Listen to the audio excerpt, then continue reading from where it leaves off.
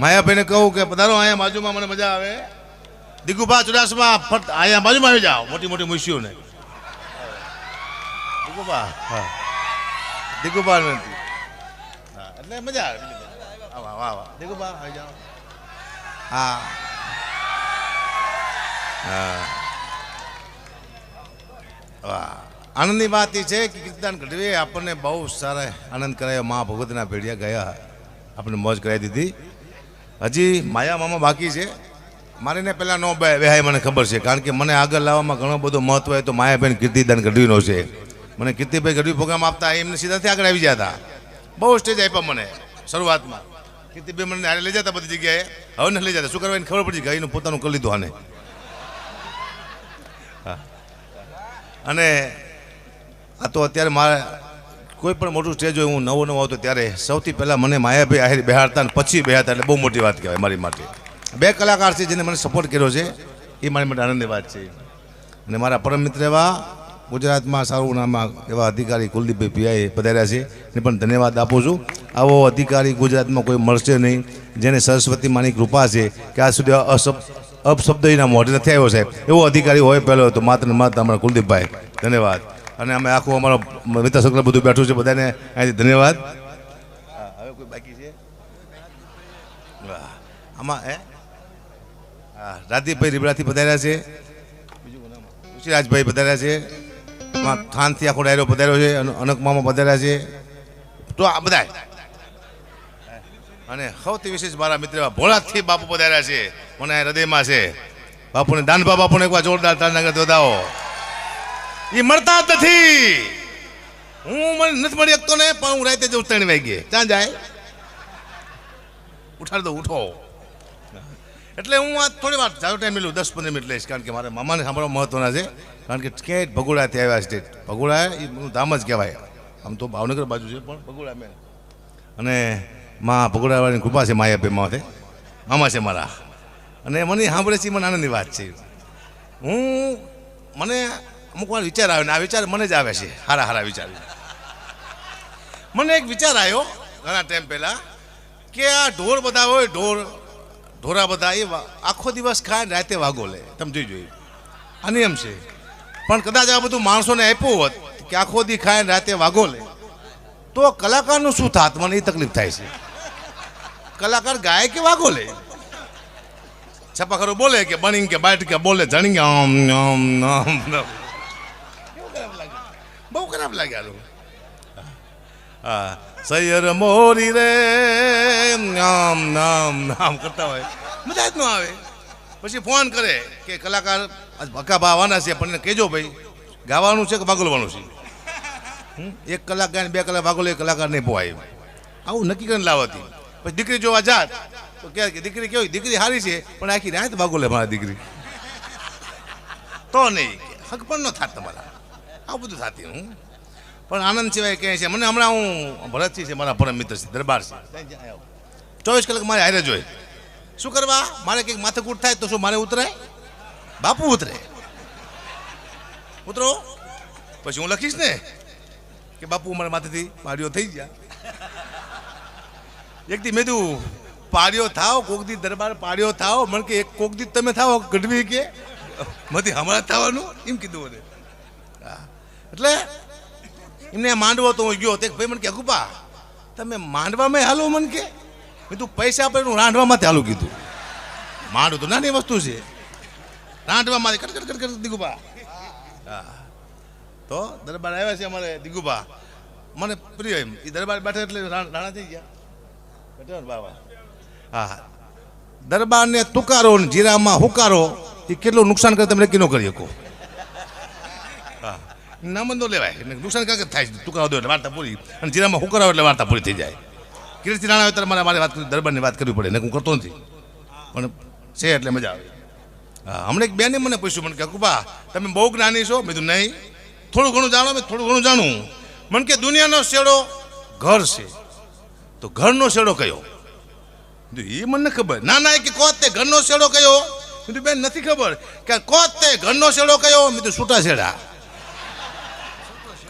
એક જ છૂટો છેડો હે, એ ઘરનો છેડો છે. હા ભસાનો વાર્તા પૂરી. મને ખબર ન હોય, મને ખબર મારો ધંધો છે. બસ આનંદ સિવાય કર્યા જ નહીં. સારો એવો સાઉન્ડ એટલે ડીકે સાઉન્ડ. ગુજરાતનું બીજા નંબરનું કોઈ સાઉન્ડ હોય તો આ ડીકે સાઉન્ડ. તાળીના ગણાતી વધાવો. પહેલા નંબરનું કહ્યું છે મને ખબર નથી, પણ બીજા નંબરનું આ. અને હું આનો ટૂંકમાં મારું ઘર છે. દિલીપસિંહ, સરદારસિંહ આ બધા મારા મિત્ર છે. અને એક અમાસ હું ચૂકો નથી. કદાચ ભવિષ્યમાં આટલા વર્ષ મેં કાંઈ ચૂકી ગયો તો મને ખબર નથી. ને કે આજ મારા સગા ફૈબા ઓફ થઈ ગયા છે, છતાં હું હાજર થઈ ગયો. બોલ્યા તો બોલ્યા, વાત પૂરી થઈ ગઈ. અને ફૂઈ મરજીને હાસ્ય ન કરે પણ કરું છું, કરવું પડશે. મારો ધંધો છે ને. હા, મારા બાપુને ન મૂકતો હું કોઈને મૂકું.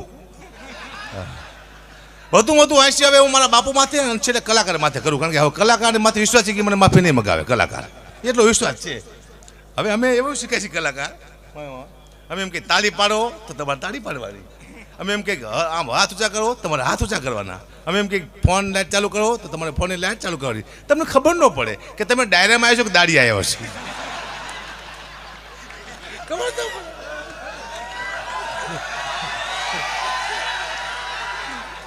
એટલે તમે પૈસા લીધા તમે તાળી પાડો, એ વાત છે. ખબર મેં નથી કીધું, હું શીખું હમણાં. હું કહું છું, માયા મમત કોઈ કહેતા નથી, પણ હું કહું છું હવે હું. કારણ કે આમ કહો ને, કારણ કે આ હવે દેશ આવ્યો ને, આપણો દેશ આ રામનો યુગ ચાલે છે, શ્રી રામનો. આ રામના નામની તાળી આપણે નહીં પાડીએ તો આપણું પૂરું થઈ જાય છે. એક જ તાળી છે શ્રી રામ ભગવાનની.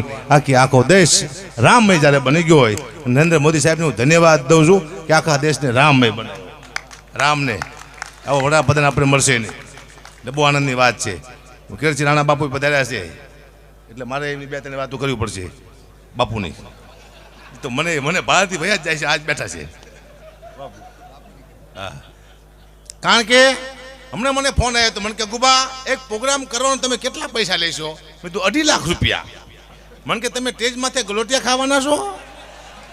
મેં કીધું નહીં તો 2.5 લાખ રૂપિયા છે ના. મેં કીધું ભવિષ્યમાં અમારા છોકરાને ગલોટિયા ન ખાવો પડે એના પૈસા છે આ.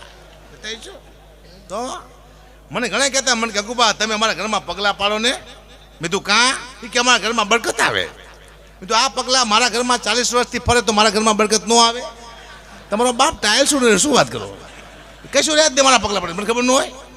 ખોટી વાત છે. કોઈ દી કોઈના પગલે બરકત ન આવે ની ગેરંટી હું તમને આપું સાહેબ બેઠા બેઠા. બરકત ક્યારે આવે તમારા ઘરમાં? તમારી દીકરીના પગ હારા હોય, તમારી બહેનના પગ હારા હોય, તમારી માના, તમારા પત્નીના. આ દુનિયામાં 4 જ પગ એવા છે જે તમારા ઘરમાં બરકત લાવે કે બાકી દુનિયામાં એવો કોઈ પગ છે જ નહીં. અથવા કોઈ યોગ્ય સંત હોય, સાધુ હોય તો તમારા ઘરમાં બરકત આવે. પૈકી મારા પગથી બરકત આવે વાત ખોટી છે. મને ખબર ન હોય? ખબર જોઈએ. એક પૈકી ગુબા તમારી આ લુક બહુ સારી છે. આ લુક ભૂખમાંથી આવી છે, અને જે વસ્તુ ભૂખમાંથી આવે છે ભૂખા કાઢી નાખે. મને ખબર ન હોય? ખબર હોય. હા, હું પહેલાં ફેસબુક વાપરતો, ફેસબુક મને શોખ ફેસબુકનો. હવે ને વાપરતો, મને નફરત આવી જાય. કારણ કે મને શું હતું, મારો વિડીયો મૂકીને મારી કોમેન્ટ માગતો હોય તો 1 લાખ મારા ચાહક હોય તો 200 મારા વિરોધી હોય. તો હારીને ખરાબ 2 કોમેન્ટ આવે મારા દીકરી. હું આમ વાંચું તેમાં આવે વાહ હક્કા ભા, તો હું ખુશ થઈ જાઉં કે હારું કોને લખ્યું. વાહ ચારણ, વાહ હવજ, વાહ ગઢવી. તા નીચે આવે શું હાલી નીકળો છું. હું સીધો મરો પડી ગયો, હારું કોને લખ્યું છે. અને સાલા એવા ફેક આઈડી વાળા છે, જડતા નથી. મેં 2 તેને ગોત લીધા. તે મારા હગાવાળા નીકળ્યા. બોલો, મારા મામા દીકરો કાઢી દો તો મા હમાની મને કોમેન્ટમાં સાંભળતો તો દુઃખની વાત છે, પણ મારે કરવી પડશે.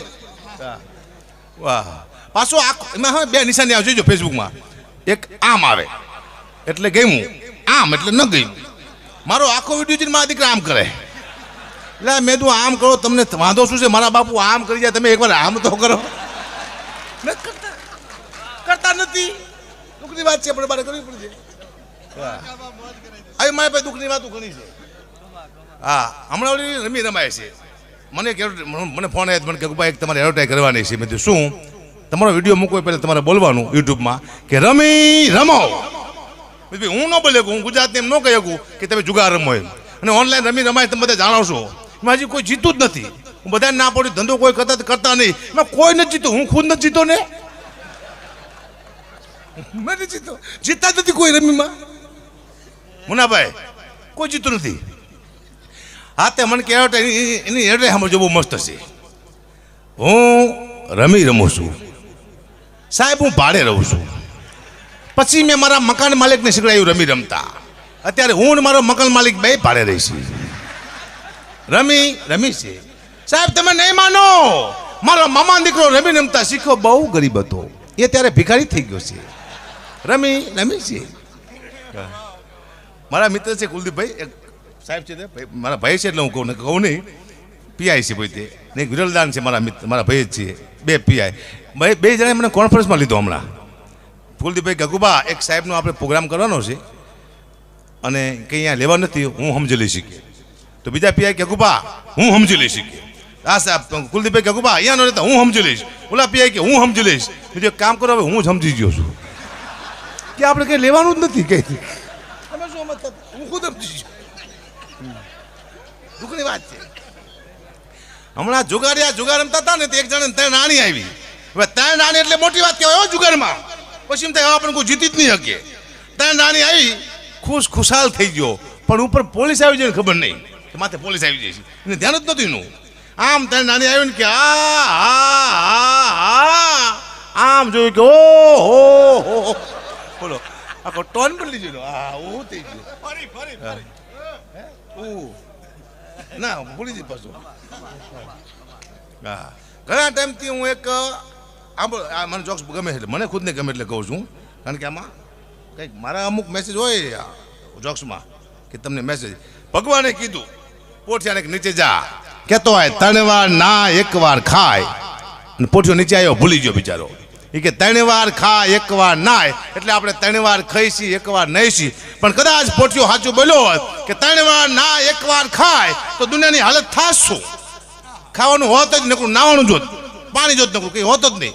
કોઈ મહેમાન આવે, આવો નહીં લો, હું નહીં નાયો, નહીં તારી માના હમ શું પહેલી વાર આવ્યો છું, નાવું તો પડશે જ તે, લાવો ડોલ પર તારી માથે, જાઓ સુખી થાઓ. પછી અન્ન ક્ષેત્ર ન હોત, સ્નાન ક્ષેત્ર હોત, મોટા તલાવ ભર્યા હોય, હાલો ખાવ ને હાલો નાવા, હમ ધૂમકા મારે. હા, સુખી માણા પાસે જાજુ પાણી હોત. બહુ સુખી માણા હોય ને એની પાસે બહુ પાણી હોય. જાજુ એટલે કલપરા બારનું. ધારો કે દિગુબા નહીં ગયા, હા સુખી માણસ છે, તેનું બહુ મોટું નામ હોય કે ભાઈ દિગુબાની વાત ન થાય, હા જે હો માણા નવરાઈને પછી એકલા નાય છે, આખા ગામને નવરાઈ નાખે. તો દિગુબા નવરાઈ કેવા છે જ તે. ઘણા ટાઈમથી એક લગ્ન ગીત સાંભળતો આવું છું કે મોર જાજે ઉગમણી દેશ, મોર જાજી આથમણે દેશ, વર્તા જાજે વેવના માંડવે. આપણે બહેનોએ બનાવ્યું, પણ બહુ બુદ્ધિથી બનાવ્યું. દિશા તો 4 છે, ઉગમણું, આથમણું, વાતરાતું, દખણાતું.